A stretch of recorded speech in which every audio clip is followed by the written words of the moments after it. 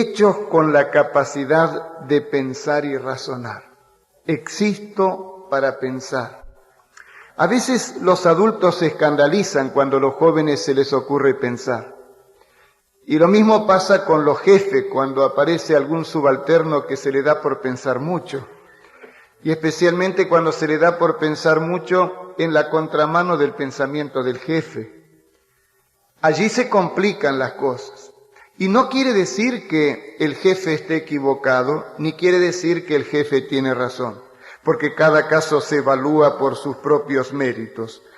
Pero aceptemos que algunos con una tendencia o mentalidad muy autocrática no se sienten cómodos cuando tienen un hijo pensador, o cuando tienen un alumno pensador, o cuando tienen un empleado pensador. En esos casos uno dice, hay una incoherencia, porque tácitamente es como si dijesen, yo quiero tener hijos que sean idiotas inteligentes.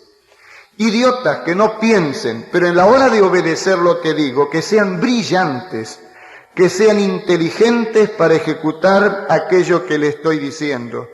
Y si de ser posible, que sean especies de robots geniales, que no piensen, pero que hagan todo al pie de la letra. ¿Viste cómo molesta cuando uno tiene un padre así? ¿Viste cómo molesta cuando tenés un profesor así? O cuando tenés un jefe de trabajo, digamos, belvedere, y que actúa en esa forma. No es agradable, no es lindo, porque en el fondo, todos entendemos y tenemos grabado en nuestra naturaleza que Dios no hizo al ser humano perteneciente al reino vegetal. No nos hizo como los vegetales, con vida pero sin sentimientos. Dice en Eclesiastés 3:11, y ha puesto eternidad en el corazón de ellos, sin que alcance el hombre a entender la obra que ha hecho Dios desde el principio hasta el fin. Somos más que seres vegetantes. Dios puso grabado en la naturaleza humana ese sentimiento, ese deseo de eternidad, de expansión sin límites. Hay quienes pretenden negarle al joven el derecho de pensar y olvidan que Dios no nos hizo con animales, con sentimiento pero sin capacidad de ser seres morales libres para decidir nuestro propio destino. Dios nos hizo como seres pensantes. Viste que eso no le gusta a algunos. O sea, con la capacidad de razonar y de decidir por nosotros mismos. Por eso también nos hizo responsables. ¿Y viste cómo ahora no te empezó a gustar a vos?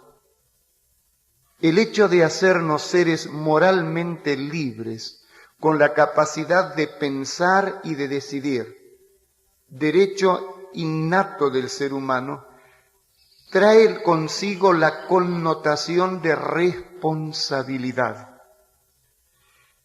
Hay muchos que quieren libertad, pero no responsabilidad. Y libertad sin responsabilidad no es libertad. Es una aberración conceptual que suele generar graves consecuencias, esas que no deseamos. Y como Dios lo sabe muy bien, hizo todo como debe ser hecho. Nos hizo moralmente libres, con la capacidad de pensar, de razonar, de tomar nuestras propias decisiones, pero al mismo tiempo nos responsabiliza por nuestras decisiones. Y si no, ¿cómo podrías explicarme, por ejemplo, Deuteronomio capítulo 11, desde el versículo 26 hasta el versículo 28? Allí encontramos que el siervo de Dios hace un enunciado muy claro y al mismo tiempo para mí solemne. Leo. He aquí yo pongo delante de vosotros la bendición y la maldición. La bendición si oyereis los mandamientos de Jehová vuestro Dios, que yo os ordeno, os prescribo hoy, y la maldición si no oyereis los mandamientos de Jehová vuestro Dios, y os apartareis del camino que yo os ordeno hoy, para ir en pos de dioses ajenos que no habéis conocido. Y en el capítulo 30, versículo 19, encuentro la culminación de este pensamiento en las palabras siguientes: a los cielos y a la tierra llamo por testigos hoy contra vosotros, que os he puesto delante la vida y la muerte, la bendición y la maldición. Escoge pues la vida para que vivas tú y tu descendencia. Si no es verdad esto de que nos hizo moralmente libres para elegir, pero eso significa responsables de nuestras decisiones, ¿cómo me explicás estos pasajes? Dios no me impone la salvación. Dios no me predestina con un destino marcado, inexorable, para ser un sinvergüenza y después condenarme a las llamas de un infierno. No, Dios dice, te puse delante las dos posibilidades fundamentales de la vida. Uno es el camino de la obediencia que tiene como culminación natural la vida eterna. El otro es un camino que no te aconsejo, pero que podés decidir, que podés escoger. Es el de la desobediencia, pero quiero que sepas que las consecuencias de ese camino son la muerte, la destrucción. De mi parte, dice Dios, yo te aconsejo que elijas el camino de la vida. La decisión es tuya, pero yo quiero que sepas, dice Dios, que no es que a mí me da lo mismo que elijas una cosa o la otra, porque como te amo, mi consejo es de parte de la obediencia y de la vida. Viste que Dios nos hizo moralmente libres con la capacidad de decidir. Nadie puede decidir en tu lugar. Tendrás que ser un ente pensante, que piense y que decida por sí mismo. Y tal vez estás pensando en este momento, pero ¿y en qué quedamos, pastor? Anoche usted dijo que tengo que estar anclado en el creer, que el problema de Nicodemo es que quiso dedicarse a pensar solamente, pero que el camino no era el pensar ahí, no era por razonamiento, sino por nuevo nacimiento que se lo recibe a través del creer. Y entonces, ¿en qué quedamos? ¿Es por pensar o es por creer? No, Dios nos hizo seres pensantes con la capacidad de creer. Y no es esto o aquello, aquí son las dos cosas. El asunto es poner cada cosa en su lugar. Aquellos que se niegan a pensar cometen también un grave problema, porque es un problema de distorsión, o sea, es la pérdida del equilibrio. Dios me hizo con la pierna derecha y con la pierna izquierda. Si comenzara a marchar los profesores de educación física, si dicen que siempre es empezar con el pie izquierdo, eso no quiere decir que se anuló el derecho, es izquierdo, derecho, izquierdo, derecho. Nosotros necesitamos saber que tenemos la capacidad de pensar y de creer, y tenemos que pensar y creer. Ahora, en ciertos momentos tenemos que tratar de establecer prioridades, claro que sí. Yo quedé anclado al creer, pero no paré de pensar. Al contrario, quiero compartir con vos, por ejemplo, Efesios capítulo 4, desde el versículo 13 hasta el versículo 15. Efesios 4, 13 al 15 dice, hasta que todos lleguemos a la unidad de la fe y del conocimiento. Leo otra vez desde el versículo 13, a la unidad de la fe y del conocimiento del Hijo de Dios, a un varón perfecto, a la medida de la estatura de la plenitud de Cristo, para que ya no seamos niños fluctuantes, llevados por doquiera de todo viento de doctrina, por estratagemas de hombres que para engañar emplean con astucia las artimañas del error, sino que siguiendo la verdad en amor, crezcamos en todo en aquel que es la cabeza, esto es Cristo, etc. Aquí dice, cuidado con no pensar, porque el que no piensa es llevado por cualquier viento de error doctrinal por allí.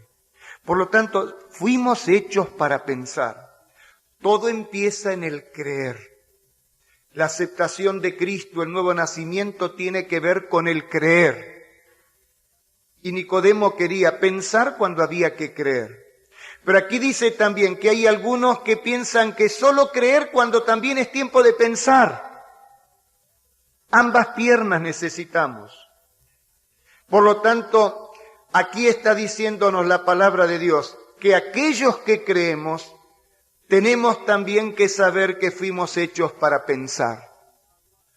Tenemos que evaluar, que analizar las ideas, las doctrinas, los pensamientos y hasta nuestros propios pensamientos también. Hay quienes han querido hacer una religión solo de sentimientos. Y el apóstol San Pablo, en Romanos capítulo 10, versículos 1 al 3, nos ayuda a entender que una religión de sentimientos sin razón eventualmente culmina en la superstición. Hermanos, ciertamente el anhelo de mi corazón y mi oración a Dios por Israel es para salvación, porque yo les doy testimonio de que tienen celo de Dios, mucho sentimiento, querían de veras, pero no conforme a ciencia.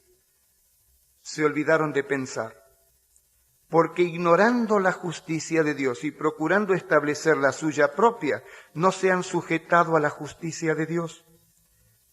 Yo me anclé en el creer, pero sigo siendo un ente pensante.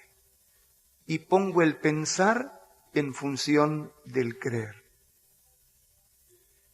Por algo Pablo dijo que los creyentes de Tesalónica eran más nobles que los de Berea. Los de Berea más nobles que los de Tesalónica. Porque los de Berea, además de oír y creer, se dedicaron a investigar, a escudriñar diariamente las Escrituras para comprobar si eso era así. Se impusieron la obligación de pensar porque eran creyentes. Bueno, vuelvo entonces al pensamiento. Dios nos hizo seres pensantes con capacidad de razonar, de decidir por nosotros mismos. Eso significa que nos hace responsables. Ahora entiendo mejor Romanos 14:12, donde Pablo dice, de manera que cada uno de nosotros dará a Dios razón de sí. Entiendo mejor Ezequiel 18:4, donde dice que el Hijo no llevará el pecado del Padre, ni el Padre el pecado del Hijo. La justicia del justo será sobre él, la impiedad del impío será sobre él. El alma que pecare, esa morirá. Existo para pensar, responsable ante Dios y ante los hombres también. Cuidado, no solo ante Dios, porque algunos que se la agarran con que yo respondo ante Dios nomás. El celador no tiene nada que decir. Yo respondo ante Dios. La dirección de estudios, la dirección del colegio no tiene nada que decir. Y ellos se equivocan a veces también. En esto dije a veces, algo anda mal cuando pienso que siempre. La infalibilidad está en Dios. Pero por algo los pusieron en funciones, porque descubrieron que saben pensar mejor que la mayoría. Y ya han madurado en sus decisiones a través de los años, y aunque se equivocan mucho menos de lo que nos equivocamos los que tenemos menos experiencia. Ve, usted ya no me quiere dejar pensar también. No es que no te quiero dejar pensar, estoy pensando yo también. Como tenés que pensar también. Esto es igual que lo del amor. Yo soy libre para amar. Vos sos libre para amar. ¿Viste qué lindo? Qué lindo que es abrazar, acariciar y tantas cosas más, ¿no? Como decir y escuchar palabras tiernas y dulces para el corazón. Soy libre para amar, pero un amor irresponsable no es amor. Un amor irracional no es amor. Irracionales son los animales, que tienen un comportamiento anacrónico con el comportamiento humano. Yo fui hecho para pensar, existo para pensar. El muchacho que desea sexo es normal, claro que es normal. Y el que diga, no, yo ni pienso en sexo, yo lo mandaría al médico enseguida. Porque lo normal es que las hormonas trabajen y produzcan todo lo que tienen que producir. Claro, pasado de revoluciones, también lo mandaría al médico, porque todo tiene su medida. El muchacho que piensa en sexo es normal, pero cuando quiere sexo sin casamiento, desea, pero no ama. El muchacho que pide, exige sexo antes del casamiento, no respeta a su pareja porque está destruyendo su interioridad. Lo que él siente no es amor, son pasiones desordenadas. Él cree que ama, él insiste en que te ama, pero lo que tiene no es amor, es un egoísmo terrible. Es tan egoísta que lo único que quiere es satisfacerse sin pensar en tu futuro. Eso no es amor. Deseo irresponsable es eso. Dios nos hizo libres para pensar, libres para amar, pero toda verdadera libertad engendra responsabilidades como el amor. El amor engendra responsabilidades. ¿Te diste cuenta que una de las primeras características del amor es exigir lealtad en el otro? Todavía no están bien arreglados, pero ¿cómo te molesta que él charle con otra chica? Todavía no se arreglaron bien, pero te da unas ganas de retorcerle el pescuezo a aquel, ¿qué calificativo usar? Bueno, a la salida me lo contás. Que anda arrastrándole el ala a la chica. Todavía no están de novios, pero ya hay un sentimiento de exclusividad que llamamos lealtad. Y cuando se entabla la relación amorosa, ese sentimiento de lealtad que exige exclusividad tiene que ser más estrecho y profundo. Cuando no ocurre, no hay amor ahí. Porque el verdadero amor entabla lazos responsables de ambas partes. Y con las cosas de Dios es igual. Con otras cosas es exactamente igual también. Hay un binomio indisoluble que es el de libertad y responsabilidad. Y para el amor, ya que estamos hablando del amor, yo no iba a hablar de esto mucho hoy, pero por la expresión de algunos que escuchaban así como diciendo, y vas a parar ahí, no vas a decir nada más. Entonces, doy un pasito más. En Eclesiastés capítulo 3 dice que Dios hizo varias cosas, todas ellas muy hermosas, pero también dice que todas ellas tienen un momento adecuado. Eclesiastés capítulo 3, por ejemplo, el versículo número 1 comienza diciendo, todo tiene su tiempo y todo lo que se quiere debajo del cielo tiene su hora. Tiempo de nacer y tiempo de morir, tiempo de plantar y tiempo de arrancar lo plantado, tiempo de matar y tiempo de curar, tiempo de destruir y tiempo de edificar, tiempo de llorar y tiempo de reír, tiempo de endechar y tiempo de bailar. El baile del que habla aquí bailaban solos, no era baile en pareja. Lo aclaro por las dudas para no tener problema a la salida. De veras, y todavía si ustedes van a Grecia, van a Turquía, van a ver allí bailando los varones solos y las mujeres solas. Alguno dice pan con pan, no sé cómo termina el refrán, pero aquí no está hablando del baile que se usa en nuestras tierras. Tiempo de esparcir piedras y tiempo de juntar piedras, tiempo de abrazar y tiempo de abstenerse de abrazar. Ahora es hora de culto, es tiempo de culto, no el de abrazar, es el de abstenerse de abrazar. Ahora, yo me acuerdo cuando era chico, que nos mudamos de Lomas de Zamora a Florida con mis padres. Papá había comprado un terreno para construir la casa, y en el lugar donde, según el plano, se iba a construir la casa, había brotado un duraznero raro. Digo duraznero raro porque todavía era chiquito, tal vez habrá sido así de alto. Y tenía una raíz sola, pero dos troncos que salían de abajo. Y papá, al arrancar el duraznero para poder comenzar con los cimientos, partió la raíz longitudinalmente en dos. Fue al fondo y en un extremo del fondo plantó uno, en el otro, y dijo, si no se secan, este va a ser de Rubén, mi hermano menor, y este de Daniel. De manera que me sentí de la noche a la mañana hecho un empresario. Tenía una productora de duraznos ahora. No se secaron los dos árboles y la verdad es que dieron duraznos muy sabrosos. Pero me acuerdo cuando, después de, no me acuerdo si fueron 2, 3 años, el asunto es que fue el momento cuando comenzaban a producir duraznos nuestros dos durazneros. Y yo miraba los duraznos Y las madres que son muy intuitivas para leer las intenciones de los hijos, me dijo, Daniel, no vas a comer duraznos todavía porque están verdes. No, yo estoy mirando nada más. Quería estar seguro de que todo iba bien. Daniel, los duraznos verdes hacen mal. Yo no pienso comer duraznos verdes, mami, por favor.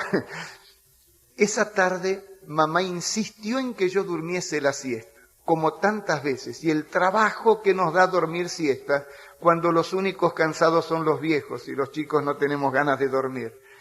Pero decidí ser leal y obediente, dormir la siesta, solamente que elegí mal lugar donde ir a dormir la siesta. Debajo del duraznero y boca arriba. Como el muchacho que decide respetar el mandamiento de no fornicar, pero elige mal lugar para respetarlo y va a dar vueltas y vueltas por donde hay mujeres de la vida. Y allí yo estaba, autocontrolándome, mirando mis duraznos. Y cuando uno se dedica a mirar mucho lo que todavía no es tiempo de, las ganas crecen. Solo que me volví filósofo en esa tarde, comencé a filosofar, razonando conmigo mismo. Daniel, ¿de quién es el duraznero? ¿Mío? Si el duraznero es tuyo, ¿quién tiene que decidir cuándo es tiempo de comer los duraznos? Lógico, yo. Como la chica que se mira al espejo y dice, mamá dice que todavía no es tiempo del sexo, pero yo me miro y me parece que todo está en orden ya. O el muchacho que dice, ¿qué tiene mi padre que no tenga yo? Me parece que todo está bien. Después de todo, ¿quién va a decidir cuándo entrar en la función sexual? Mi padre. El cuerpo después de todo es mío. Mi madre. El cuerpo es mío. ¿Soy yo? Y mirándolo yo decía, pero mamá dice que están verdes los duraznos, pero a mí me parece que ya pintaron, que tienen color, el tamaño, mirándose al espejo, ¿no? Y pensando así, no es difícil imaginar lo que pasó. De 2 saltos ya estaba allá arriba y arrancando cuanto durazno estaba al alcance de mi mano, comencé a masticarlo. Traté de autoconvencerme que eran los duraznos más ricos que alguna vez había comido en la vida, porque siempre lo prohibido tiene sabor a rico. Aunque debo confesar que entre mis dientes los duraznos verdes hacían crach, crach, crach, estaban duros. Los disfruté porque uno quiere autoconvencerse de que es lindo, aunque no eran ricos. Pero yo quería autoconvencerme. Y cuando comí cuantos quise, volví a acostarme debajo del duraznero, pero duré poco allí, porque un rato después, comenzando desde el estómago y expandiéndose a zonas aledañas, comencé a sentir unos dolores, unos retortijones, que no hubo otra alternativa. Acabé siendo el campeón de los 50 metros con obstáculos. Llegué a tiempo. Pero qué descompostura, qué dolores. Los defensores de la libertad sin límites no son los que los reciben a ustedes con las consultas después. Los recibimos, por un lado, los que son psicólogos, por otro, los pastores, o algún amigo o amiga de confianza. Y somos nosotros los que escuchamos las lágrimas, las confesiones, el relato de un dolor clavado en el alma, y los que queremos ver cómo ayudarles a resolver las complicaciones. Porque esos discursos de que los viejos tienen mente podrida y siempre piensan mal, y nosotros los jóvenes somos limpios, transparentes, son muy lindos. Y una vez una chica irritada me decía eso respecto a sus padres, y después que dijo todo lo que pensaba decir, le dije, me gustó lo que dijiste. Y ella se sintió aliviada, y entonces agregué, pero decime una cosa, ¿y qué hacemos con el nene de aquí a 9 meses? Los discursos de la mente sucia, del viejo, y todo eso está lindo, pero ¿y las consecuencias? ¿Qué hacemos con las consecuencias? Pero no es solo cuando las consecuencias se materializan en un hijo antes del altar. Hay muchos otros problemas. El amor genera vínculos de leal dependencia y también de responsabilidad. El amor que reclama derechos y no reconoce responsabilidades es un egoísmo disfrazado. Y aquí dice Eclesiastés, todo lo hizo hermoso en su tiempo. Y Dios me hizo libre para amar, Dios me hizo un ser existente para pensar, a fin de trabajar mi amor y mis sentimientos y mis libertades racional e inteligentemente. Es el creer y también el pensar, anclado en el creer, pero voy a usar la capacidad de razonar y pensar para distinguir entre una cosa y otra. Somos moralmente libres, nadie puede ni debe decidir por mí. No soy un robot, no soy un muñeco, pero soy un ente pensante, moralmente libre y responsable por el hecho de ser libre. Dios sabía que las cosas son así y Satanás también.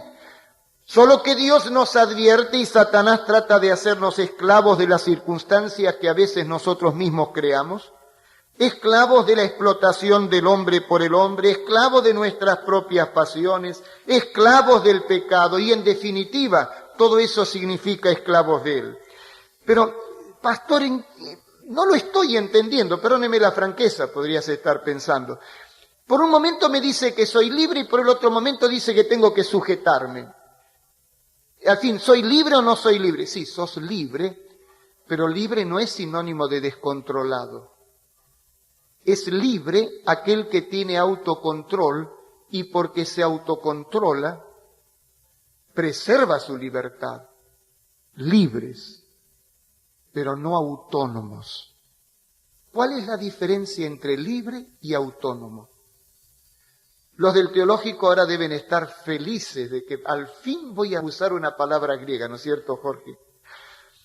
Porque autónomos es una palabra que viene del griego y si estoy equivocado el profesor Olmedo a la salida me va a corregir, seguro, porque como es delicado aquí no lo hace, pero tenés libertad también para corregirme. Viene de autos, que significa uno mismo, y nomos, que significa ley.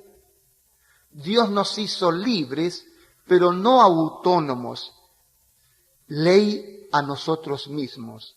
Jean-Paul Sartre decía, tú no debes responder ante nadie, prohibido prohibir, tú eres ley a ti mismo. En otras palabras, Sartre estaba proclamando, tú eres autónomo. Pero esa es una falacia, no funciona. Físicamente hablando, el ser humano no es autónomo. Dependemos del aire para vivir. Dependemos del agua para seguir viviendo. Necesitamos de los alimentos para seguir viviendo. Viste que no somos autónomos. Nuestro margen de autonomía es muy pequeño. 5 a 7 minutos sin oxigenar las neuronas es muerte cerebral, se acabó la libertad. No hay una autonomía como pretendieron algunos. Pero el hecho de que físicamente no soy autónomo, sino que soy libre pero sujeto a las leyes biológicas establecidas por el Creador, no disminuye en nada mi libertad. No me menoscaba en nada, solamente está describiendo los límites de mi naturaleza real. Está haciendo mi perfil fisiológico. Soy libre, pero no autónomo. Socialmente hablando y psicológicamente hablando, tampoco soy autónomo. El instinto gregario es el que hace que estemos juntos los seres humanos unos con otros. Y viste qué linda la barra. ¿Por qué es tan linda la barra? Si a veces te ponen sobrenombres que te disgustan, hacen bromas pesadas, y bien pesadas. Si a veces te dan unos coscorrones que te vendrían te vienen, pero te la aguantás, porque no podés salir de la barra. Bueno, eso es que no podés salir es relativo, ¿eh? Que cuesta salir, sí. ¿Por qué? Instinto gregario. Buscamos la sociabilidad, la amistad. Y te diste cuenta que para poder quedar unido a esa barra tenés que aguantar muchas cosas. y las aguantás porque si no, no podés ser parte de la barra. Y nadie determina qué es lo que hay que aguantar, es algo tácito que empieza a ocurrir. Quiere decir que estás acomodando tu libertad a la libertad de los otros, condicionándote para poder ser parte del grupo. Y no sentís que eso te rebaja, y a veces te rebaja. No sos social y psicológicamente autónomo. Sos emocional y socialmente dependiente. ¿Por qué la desesperación de tener novio? No, las chicas no tienen esa desesperación, pero cuando hablamos a solas, y los muchachos tampoco, pero cuando resulta que cuando entran aquí al salón, no miran a ver si ya llegó el predicador, miran para todos lados y cada tanto van escuchando, pero siguen mirando. No se puede, es un imán, no somos autónomos, hay una atracción. Y moralmente tampoco somos autónomos. Pero allí es donde nos rebelamos. Nos parece que sujetarnos a las leyes de Dios menoscaba las libertades.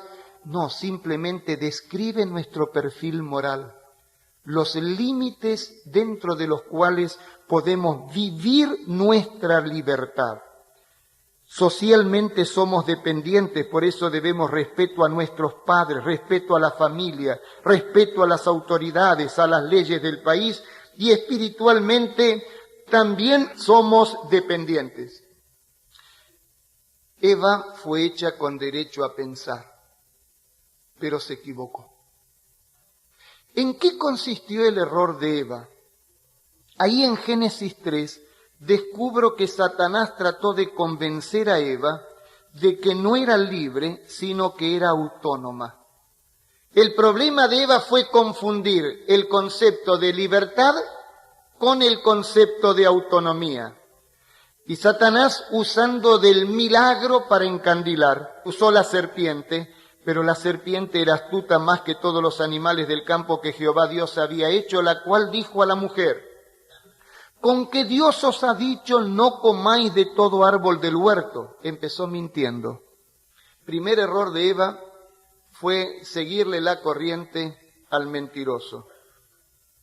Y la mujer respondió a la serpiente: del fruto de los árboles del huerto podemos comer, pero del fruto del árbol que está en medio del huerto, dijo Dios, no comeréis de él, ni le tocaréis, para que no muráis. Eva sabía, conocía, razonaba bien. Entonces la serpiente dijo a la mujer: no moriréis, sino que sabe Dios que el día que comáis de él, serán abiertos vuestros ojos, seréis como Dios, sabiendo el bien y el mal. Satanás trató de convencer a Eva que había un halo de superioridad en independizarse de la palabra de Dios, tomar el asunto en sus manos y hacer como a ella le parecía. Y vio la mujer que el árbol era bueno para comer y que era agradable a los ojos y árbol codiciable para alcanzar la sabiduría, y tomó de su fruto y comió, y dio también a su marido que comía así como ella. ¿Cuál fue el error de Eva? La cuestión en el fondo era a quién creer. ¿Vieron que ahora el pensar y el creer se juntan? ¿A quién creer? ¿A la palabra de Dios que dijo que no hagas eso? Creer en mí misma, o en el caso de Adán, creer en mí mismo, independizándome de la palabra de Dios. Creer lo que Satanás dice. En el fondo el problema fue a quién creer. Yo fui hecho para pensar. Eva también había sido hecha para pensar. La tragedia de Eva fue que se dejó convencer por Satanás e imaginó que era autónoma. Por lo tanto, se independizó de la voluntad de Dios, decidió, como ella vio bien hacer, un racionalismo humanista, empírico pero racionalismo humanista. Tomar el asunto en sus manos, evaluarlo por sí misma y decidir como a ella le pareció, independizándose de ley y de palabra de Dios. en el fondo fue hacerse esclava de Satanás. Y Adán hizo lo mismo. Fuimos hechos para pensar. Fuimos hechos para creer. Pero el pensar y el creer no dejó de hacernos seres dependientes. Y si lo somos físicamente, socialmente, también lo somos espiritualmente.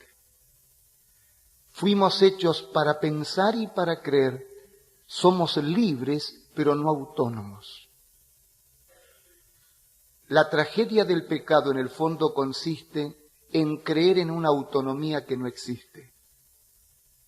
O somos dependientes de Dios o nos transformamos en esclavos de Satanás. Cristo vino a esta tierra para darnos libertad, libertarnos del yugo de Satanás y ayudarnos a vivir nuestra libertad en Él. Quiero terminar diciendo, pensá. Pensá porque existís para pensar, pero pensá bien. Pensá en las realidades de la vida. Pensá en la realidad de Dios. Pensá en la realidad de tu relación con Dios y de tu relación con tu prójimo. Pensá en la realidad de tus limitaciones y en la realidad del poder de Dios que está a tu disposición. Pensá en lo lógico y coherente de usar tu libertad dentro de los límites establecidos por el autor de la vida. Fuiste hecho para pensar, con libre albedrío, moralmente libre para hacer tus decisiones, pero no autónomo, no autónoma. No destruyas tu libertad, imaginando que Sartre tenía razón. Porque como bien decía Raúl Kerbs el otro día en un programa que tuvimos en Puerta a la Esperanza en la radio, cuando estaba muriendo, Sartre escandalizó a sus seguidores diciendo, quiero creer que ahora no se acaba todo, que hay otra realidad más allá de la realidad de esta vida. Toda la vida queriendo convencernos de que somos ley a nosotros mismos, pero cuando llegó su fin, afloró lo que estaba allá abajo y que no pudo ahogar con sus años de escepticismo.